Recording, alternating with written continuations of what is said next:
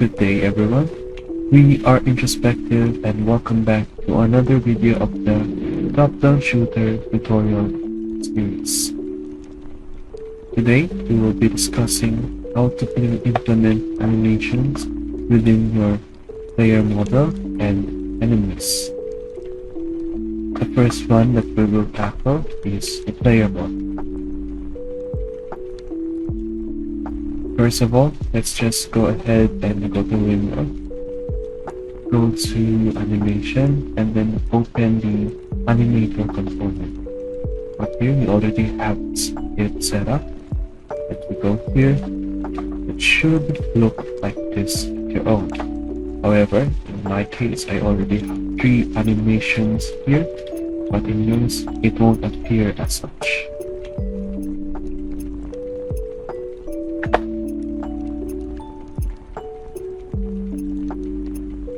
If you do have this open, make sure that you have selected the right animator controller. If not, you can also go to create and then find the animator controller and create a new one. The icon should look like this. But once you are back to your player model, you should go ahead and put an animator controller, which it is getting one from the folder. In here we have the soldier animator controller, which you can just go ahead and drag. But in this case, we are using made one from the soldier demo and the soldier demo avatar. If you do have an animator component, you should use the right avatar. If not, it will not work with your own animator controller. Now let's go ahead and move on to the scripting.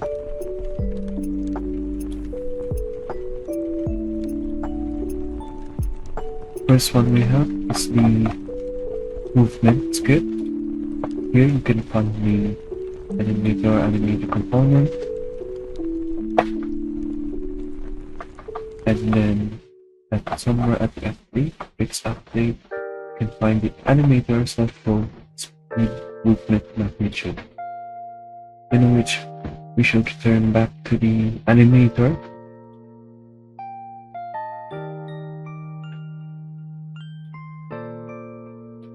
and here you can find the parameter, which is called the speed and shoot. But in this case, we are using the speed for the movement. It will detect the transition between idle and combat run. Make sure that your parameter is named exactly as the one from the scripting. If not, the transition will not work. Inside, if you go ahead and go to the transition, you can have a preview here.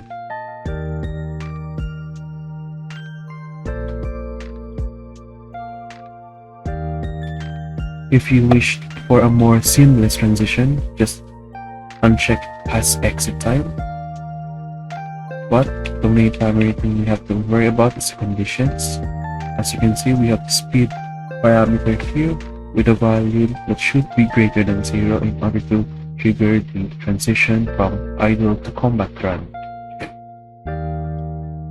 If we go back to combat run, the transition to idle will be less than the value of 1.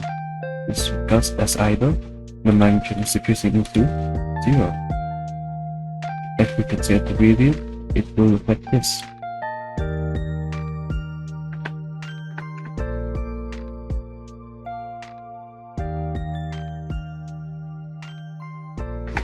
The next thing that we will tackle is the demo combat shoot. This can be any other action depending on your own model, but for now we will be using shoot as a demonstration for how set trigger will be used. If we go back to the scripting, we have the player shooting scripting. The same animator get animator component, the shoot function, and then the animator set trigger and shoot. Like I said before, this should align the same with your parameter in the animator window. And going back to the animator, when you create your transition from the previous animation to the combat should have the new condition, which is shoot. If you go here, it is the one from the furthest one, the set trigger parameter. If you set up the transition, the condition should look like this, from combat to shoot. But if you go back and look behind from shoot to run, for example, it should do the same with speed greater than 0, because it is how combat run is triggered, and the opposite is true for the idle, which is speed less than 1.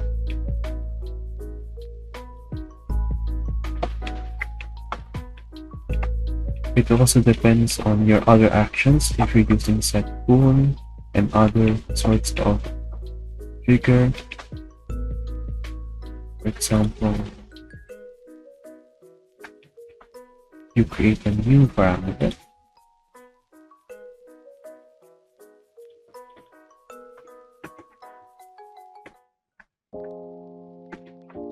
You can call it to your new transition,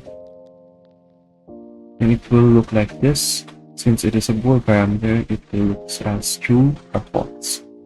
This will be used in a later demonstration for the sound creatures.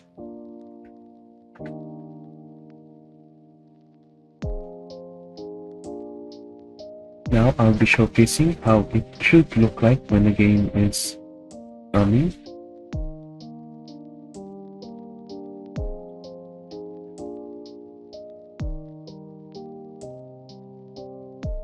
You can see that the animation is working, and if you focus around,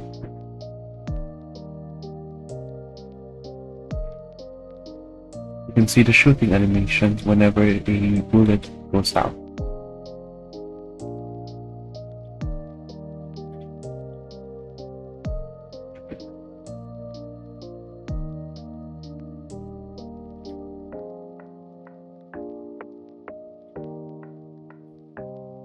The next one we have are the three entities that will be used, which are the zombie creatures. Go back to the scene. We just put this back here. Go back to the scene. And our 3 zombies.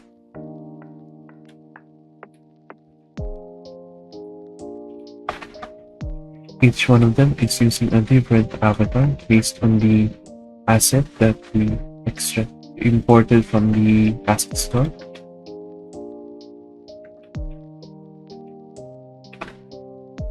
Here are the animators that I used for them, and let's go ahead and look at one of them.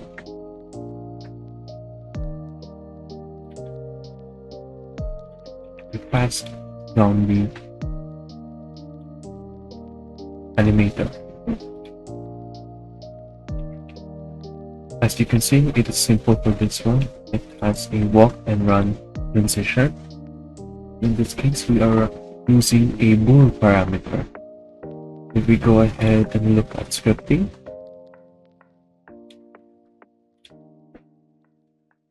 if we follow, it also appears the same. Animator, get animator component.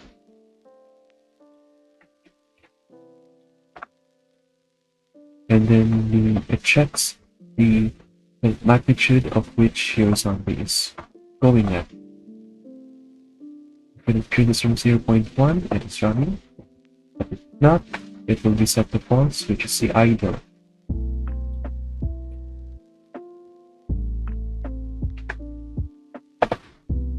If we go back to the animator, you can see at the transitions, from walk to run, it has the is running transition set to true. But if you look back from run to walk, it is set as false. Make sure that the exit time are unchecked, and if you go to preview, it will look like this.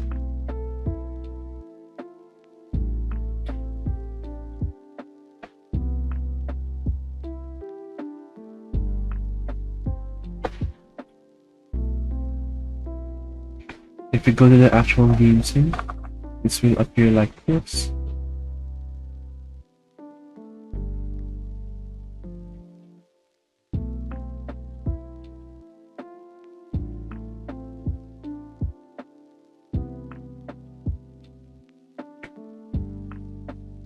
She's being called.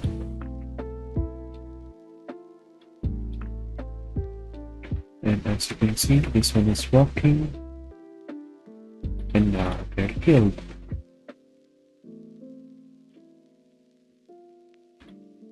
Something to note, if you are having trouble with your own animations, you can just go to the source one. Example, with animator in Z-Walk, you can double click to find it at the source. In this case, we are using ones from the asset store. Z-Walk, double click, you can see the animator, the animation used for the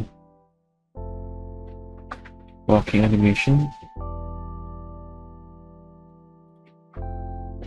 and then the loop time. Make sure to check if you are using movement types of animation like walking or idle and running. But if not, if you are using actions, you should probably uncheck it, since this might be a problem or pose a problem with that specific action.